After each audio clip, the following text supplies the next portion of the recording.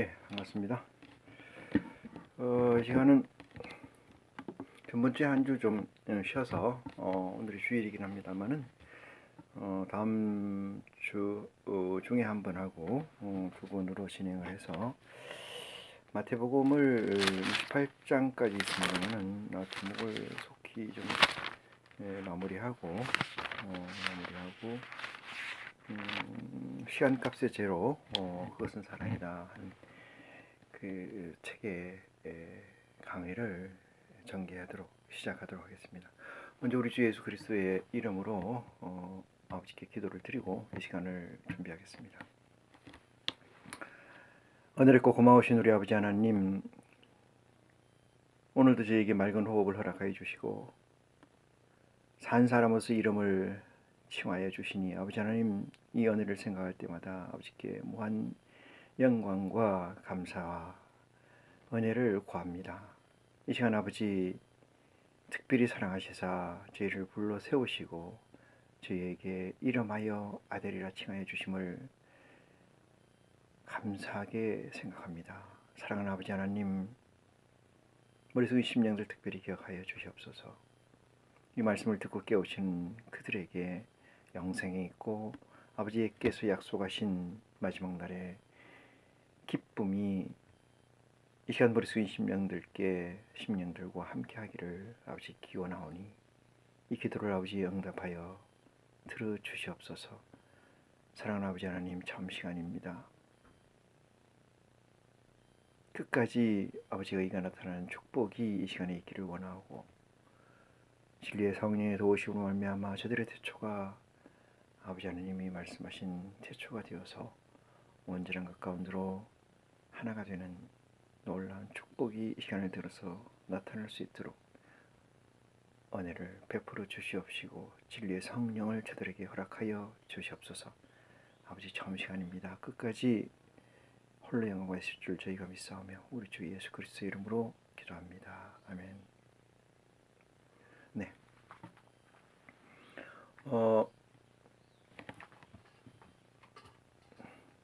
전번 시간에 15장을 했습니다만은 건너뛰고 16장 1절로 보시겠습니다. 바리새인과 사두개인들이 와서 예수를 시험하여 하늘로서 오는 표적 보이기를 청하니 이랬습니다. 하늘로서 오는 표적 보이기를 청하니 바리새인과 사두개인들은 누구냐 하면은 하나님을 잘 믿는다고 하는 자들이죠.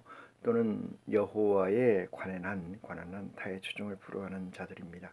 그들이 예수님께 나와서 네가 하늘로서 아버지께로 여호와께로서 나왔다는 증거를 보여주라 이렇게 이야기를 합니다. 늘상 얘기를 하고 있습니다만은 성경에도 그런 말씀이 있습니다만은 우리의 적은 예수 그리스도를 믿지 않는 것이 아니고 예수를 그리스도로 믿는다는 그들에게서 적이 되고 원수가 된다는 사실을 우리는 늘 역사를 통해서 지켜봐 오고 있습니다.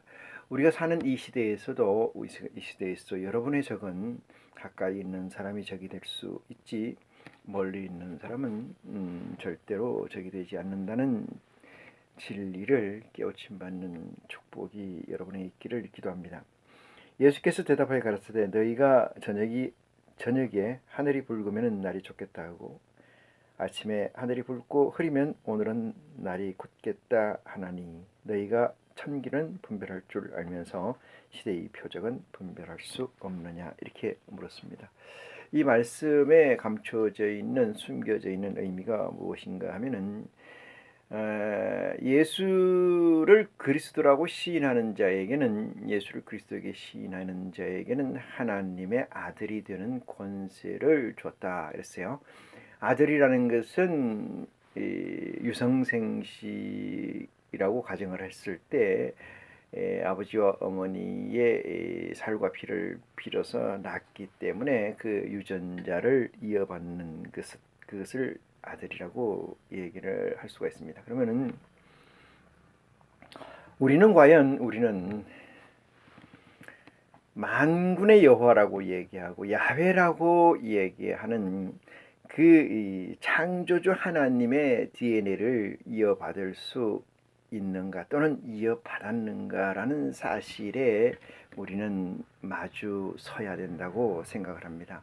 지금이라도 그렇지 않다라면은 다시 한번 자기 자신과 병면을 같이 함으로써 과연 내가 하나님의 아들인가 또는 내가 그리스도 예수를 그리스도라고 시인한 존재인가? 그렇다면 지금 나는 어떻게 바뀌었는가? 이런 문제에 관해서 자기 스스로 고백을 해야 될 필요성이 있다 이렇게 생각을 합니다.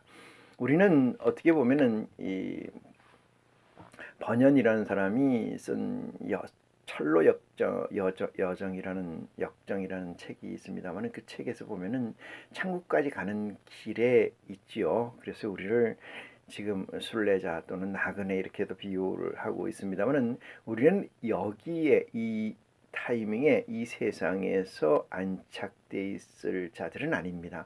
이 세상이라고 하면은 이 세상에 이론된 자로서라는 의미가 감춰져 있고요. 우리는 어디에 안착을 해야 되냐 하면은 하나님의 속성을 가진 존재자들로 나타나 있는 무리가 나타날 때까지 그것을 향하는 그 목적지를 가기까지 우리는 순례자이고 우리는 나그네이다 이렇게 생각을 해야 됩니다. 이 말씀이 어려울 수는 있으나 이렇게 생각을 해봅니다.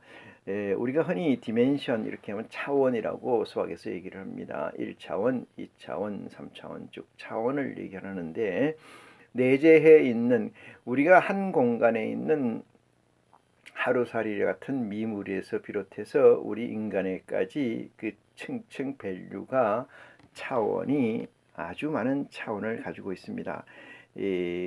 어린애의 차원이 있는가 하면은 중등생, 중학생, 고등학생의 차원, 대학생의 차원, 사회인으로서 차원 또는 연구하는 박사들의 차원 또는 목사들의 차원, 신도들의 차원, 이 차원이라는 게 있습니다. 그런데 우리가 가고자 하고 목적하고 있는 차원은 어디냐면은 하나님이 계시는 차원이에요. 이 하나님이 누구냐? 천지를 창조하신 분이고 전지전능하신 분이라는 사실을 잊지 말아야 합니다. 왜? 우리는 그분의 아들됨을 얻었기 때문에. 그렇다면 그분은 우리와 같은 생물학적 센스를 가지고 있지 않다. 우리가 가지고 있는 생물학적 센스는 단편적이고 부분적이고 제한적이다 이렇게 말씀을 드릴 수가 있어요. 하나님이 우리처럼 계시다고 생각하면은 우리는 가시거리라고 하는 거리가 있죠. 무한정 많은 거리를 우리는 볼 수가 없습니다.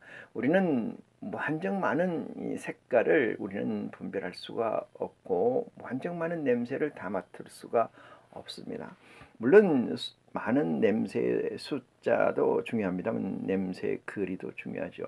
이렇듯이 육감이나 우리가 눈과 귀와 코와 입과 이 몸 바디 전체를 들어서 센싱되고 있는 이런 재원적 존재가 아닌 하나님의 재원적 존재로 목적되어 있는 곳까지 우리는 가야 된다. 그래서 이 세상은 지금 우리가 가지고 있는 이 세상은 통과적 의미가 있는 세상이지 여기서 정착해서 무엇을 이루겠다 이런 세상은 아니라는 것을 여러분들이 깨우침 받는다면 예수 그리스도께서 우리에게 얘기하신 수고하고 무거운 짐진 자들아 그러면은 내게로 오라 내가 너희를 쉬게 하리라고 하신 말씀의 의미가 무엇인지 조금은 여러분이 이해하실 수 있다 이렇게 생각을 합니다.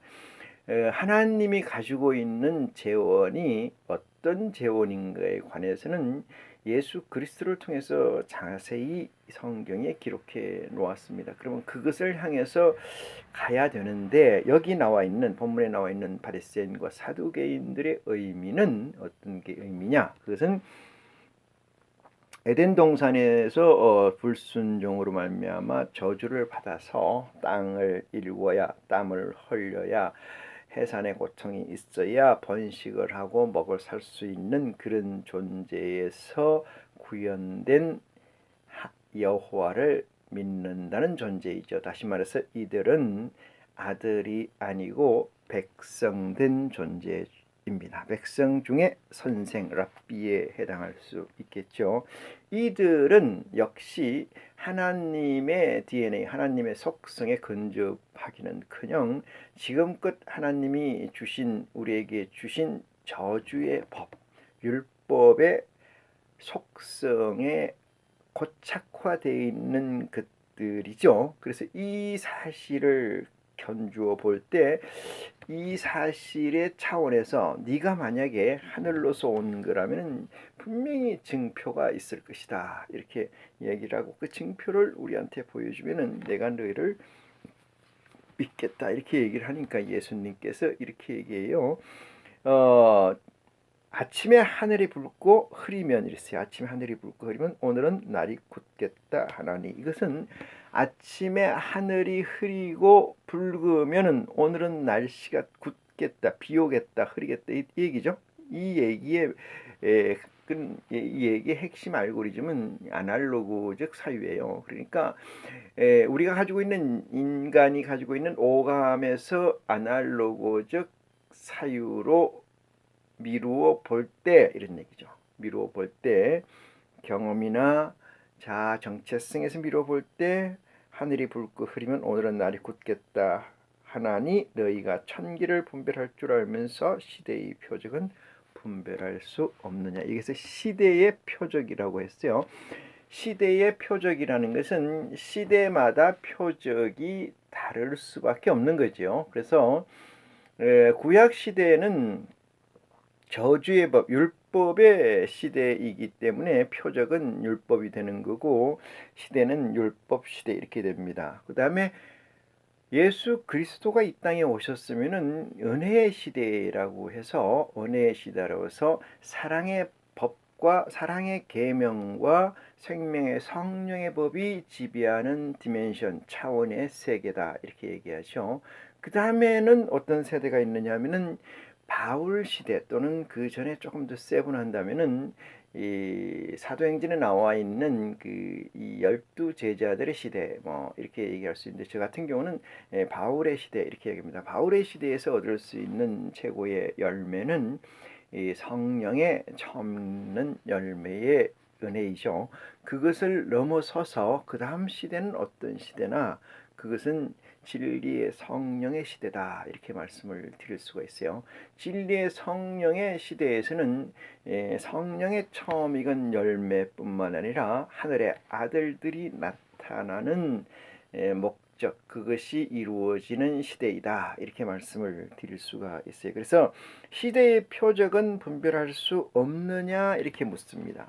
당연히 없죠. 당연히 없습니다.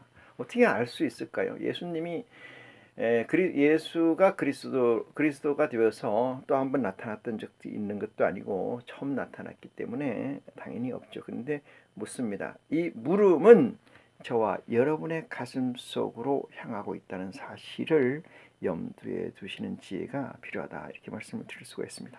그러면서 예수님께서는 이렇게 얘기해요. 4절에서 악하고 엄나는 세대가, 이렇게 써요. 악하고 엄나는 세대가, 이랬어요. 표적을 구하나니, 이랬습니다. 악하고 엄나는 세대가 표적을 구하나니. 물에 빠진 사람이 여러 명이 있다고 그러면 다 살려고 하죠. 다 살려고 합니다. 그러기 위해서는 뭘 할 수만 있으면은 살려고 합니다. 할 수만 있으면 뭔가 떠내려가지 않으려고 합니다. 할 수만 있으면 물 밖으로 나오려고 하죠. 그러면 할 수만 있다는 것은 인간으로서 의 존재가 아니고 생명에 직결되어 있는 존재로서 인간성을 벗어 던지고 동물적 이 사유, 다시 말해서 산다는 것에 모든 것을 건다는 거죠. 산다는 것의 모든 걸. 우리 하나님의 지혜는, 그리스도의 메시지의 지혜는 여기에 있다고 생각을 해요. 그래서 망해가지고 아무것도 없어져야 비로소 자식도 부모도 마누라도 남편도 다 없어지고 나면은 그때는 인식이라는 게 어떻게 될까요? 내 혼자 남았다는 인식이죠. 내 수중에 아무것도 없는 상태가 됐을 때야 비로소 뭘 느끼냐면은 내 스스로의 위치, 좌표를 찍게 된다, 이거죠. 좌표를 찍게 된다. 그러면 내가 어느 것하고 어느 분하고 누구하고 무엇하고 어떤 목적을 가지고 거기에 대해서 너무나 정확하게 인식을 할 수 있다. 인식을 할 수 있다. 엄난한 세대. 엄난한 세대. 그런데 바닥까지 떨어지지 않았다면은 이 또한 엄난한 세대라고 이야기할 수가 없는 거죠. 엄난 직전의 시대라 이렇게 얘기할 수 있어요. 그래서 악하고 엄난한 세대가 표적을 구하나 요나의 표적밖에는 보여줄 표적이 없느니라 이렇게 얘기합니다.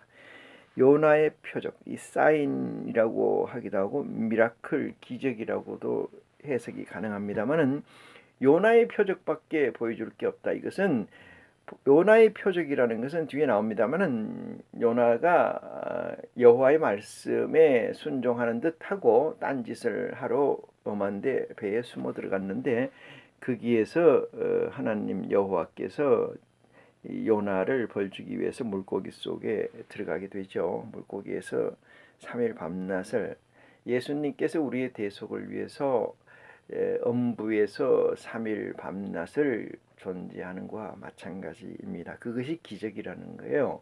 죽었는데 살아났다는 거죠. 죽었는데 살아났다는 거. 인간은 인간 세상에서 죽었는데 살아나는 존재가 없죠.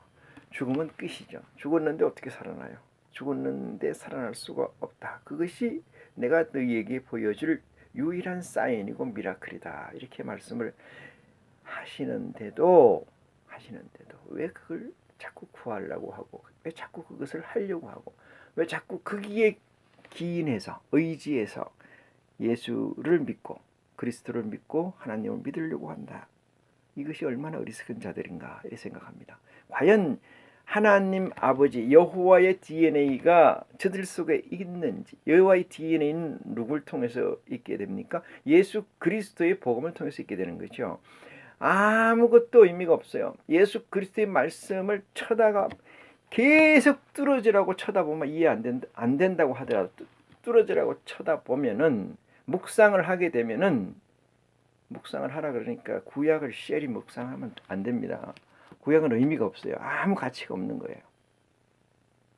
신약을 하라니까 또 이상한 뭐 베드로전서나 사도행전이나 뭐 이런 거 자꾸 들여다보고 얘기할 의미가 없어요.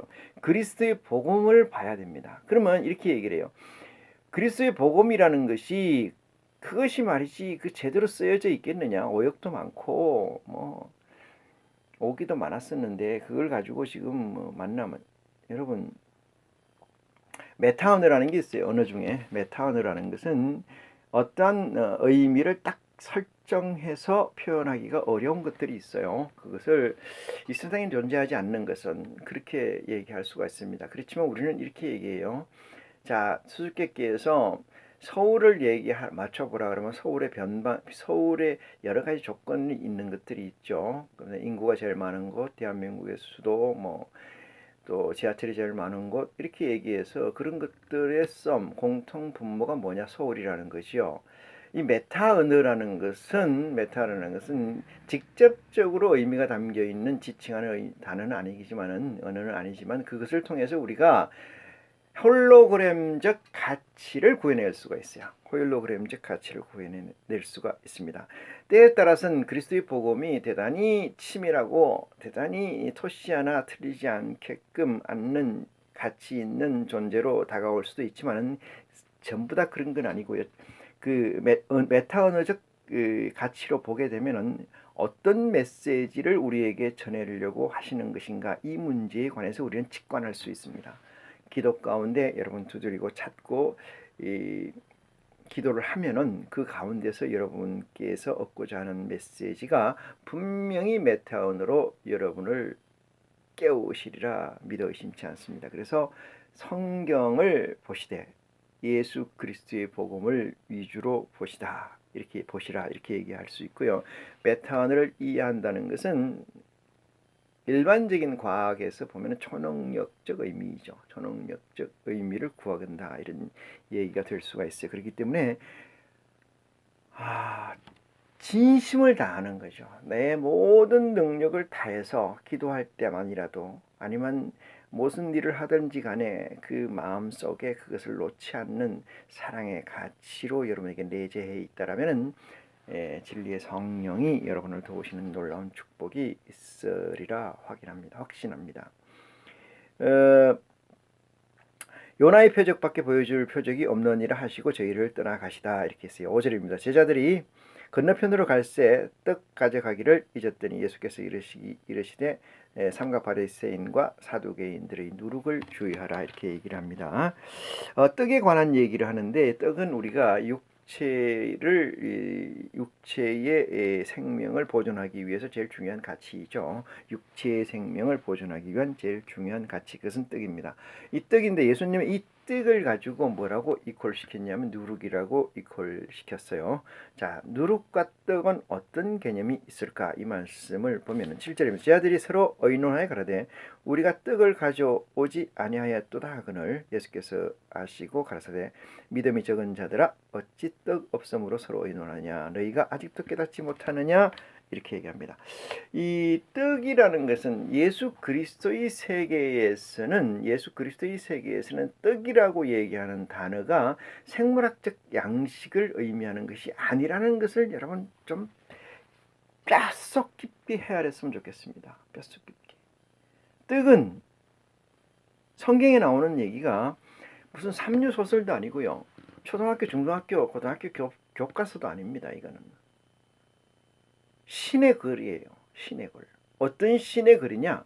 전지전능한 자의 신의 글입니다. 근데 이것을 초등학교 교과서 정도로 생각합니까? 배고프면 밥 먹어야 되지. 그래서 밥을 이끌어 생물학적 양식이잖아요. 생물학적 존재의 양식이잖아요. 그럼 거기서 밥을 달리 해석할 수가 없지 않습니까? 근데 이 글은 성경은 그리스도의 복음은 그렇지 않다는 사실을 알아야 돼요. 성경에서 술을 먹지 말라 하니까 술 취하지 말라고 하니까 그 술을 알코올로 생각한다고.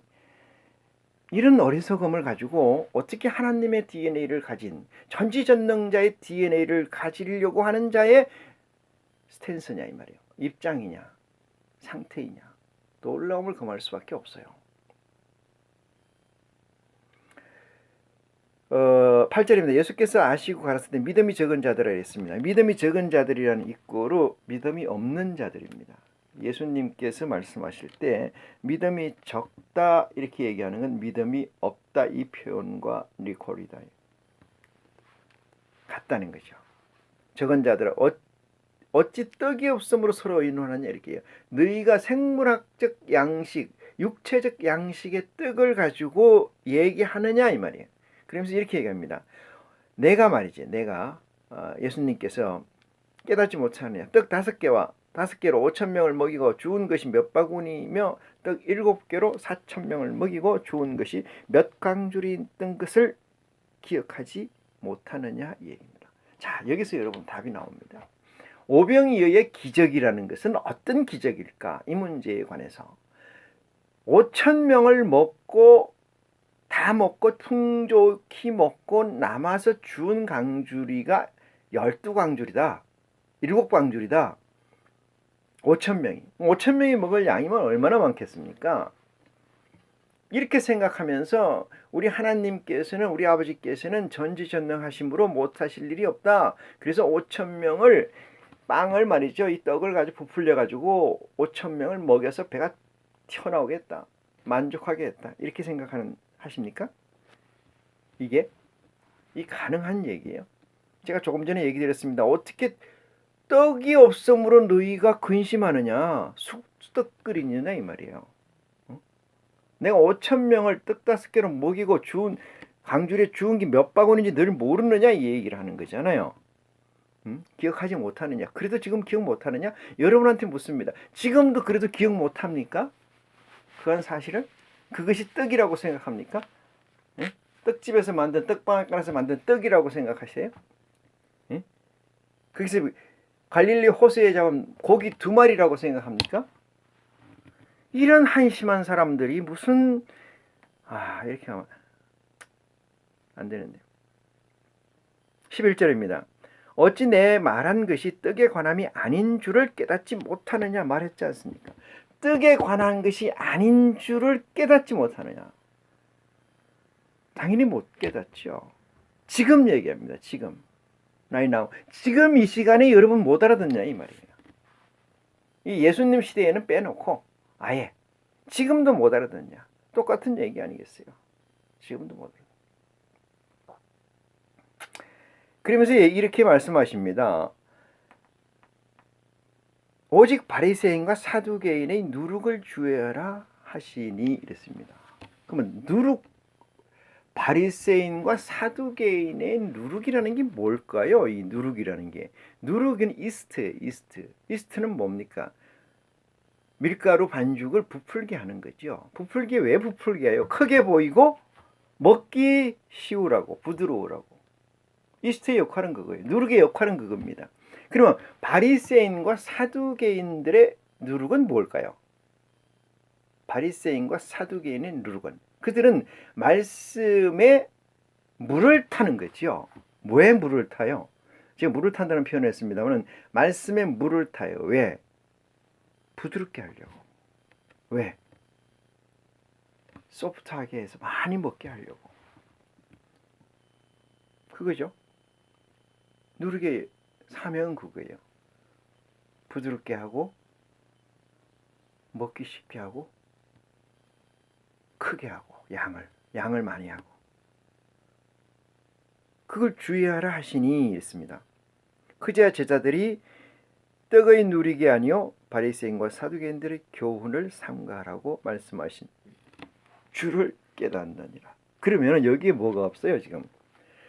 떡 5개와 물고기 2마리의 오병이의 기적에 관한 디테일이 없잖아요. 예수님이 그거 말씀을 딱 1 더하기 1은 2 딱 이렇게 답을 내주셨으면 이런 혼란이 없을 텐데 왜? 이런 혼란 또한 그리스도와 하나님 우리 아버지께서 작정하신 것이라고 저는 봅니다.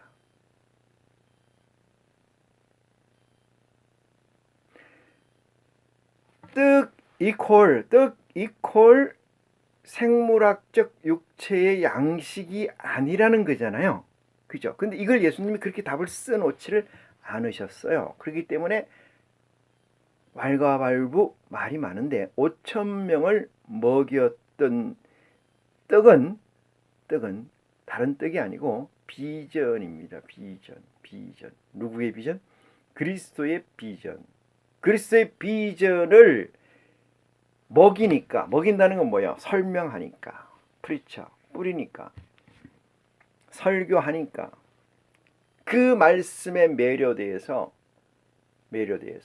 눈으로 먹는 거, 입으로 먹는 거지요. 귀로 먹는 거죠. 입으로 먹는 게 아니고 눈으로 먹고 귀로 먹고 오감으로 먹는 거. 그게 먹고 넘쳐서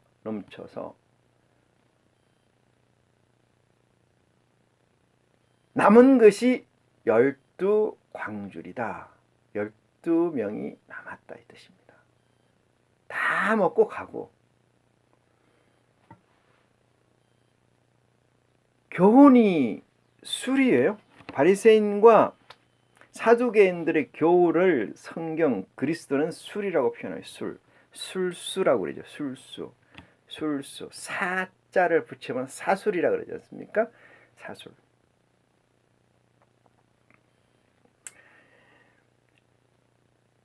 귀 있는 자는 깨닫는 축복이 있기를 원합니다.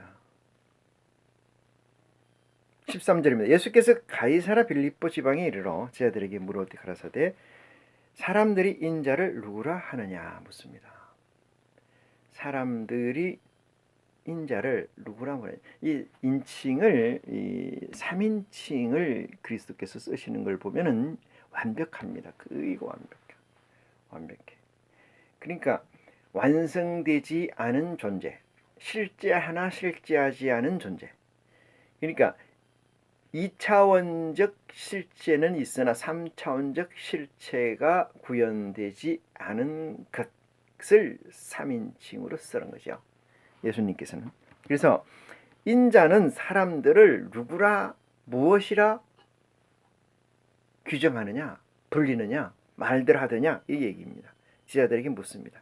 14절입니다. 가로되 들으는 세례 요한, 들으는 엘리야, 어떤 이는 예레미야, 예레미야나 선지자 중에 하나이다 이렇게 얘기해요. 뭐 좋게 얘기했을 수 있습니다. 좋게 얘기할 수 있습니다. 어떤 사람은 세례 요한이라고도 하고, 어떤 사람은 엘리야, 어떤 사람 예레미야, 어떤 사람 선지자 중에 하나라 얘기합니다. 이렇게 예수님께서 얘기를 듣습니다. 예수님이 그 말씀을 묻고자 하는 목적이 있는 건 아니에요. 그 지금 묻고자 하는 목적을 가지고 앞에서 물은 거죠. 왜?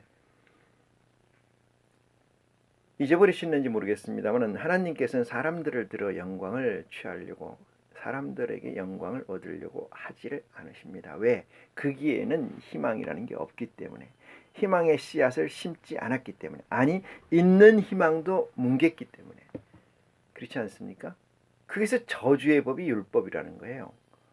불순종에서 받은 법이 율법이라는 거예요. 예수님이 이 땅에 오실 때, 초림할 때 이 땅이 어둠이었잖아요. 광야라고 하지 않았습니까? 그것도 모자라서 세례자 요한을 먼저 보낸 거 아니겠어요? 그 다음에 예수님이 오셨지 않습니까? 이 땅은 씨앗이라고는 없는 거죠. 선이라고는 없는 거예요. 의라는 건 없는 거죠.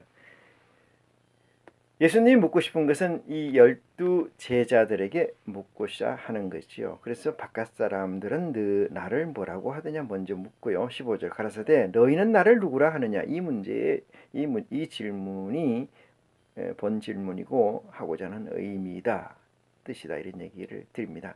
16절 시몬 베드로가 대답하여 가로되 주는 그리스도시요 살아계신 하나님의 아들이시나이다, 이렇게 고백을 합니다. 주는 그리스도시요 살아계신 하나님의 아들이다. 누가요? 베드로가.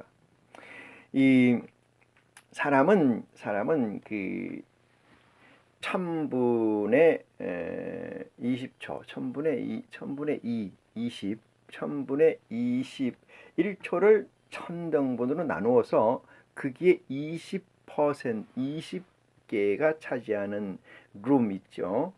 그게 인체의 반응 속도라고 합니다. 반응 속도.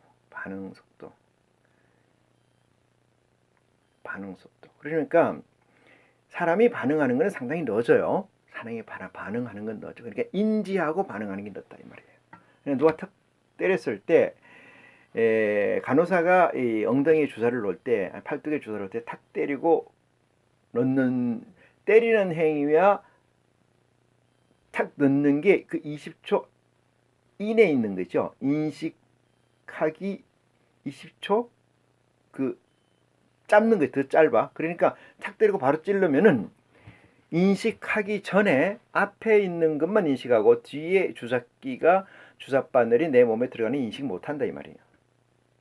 인식 못한다. 그런데 교회에서 설교를 할 때 목사님들이 믿습니까? 라고 물으면은 그게 온라인상에 그대로 따라오고 있으면은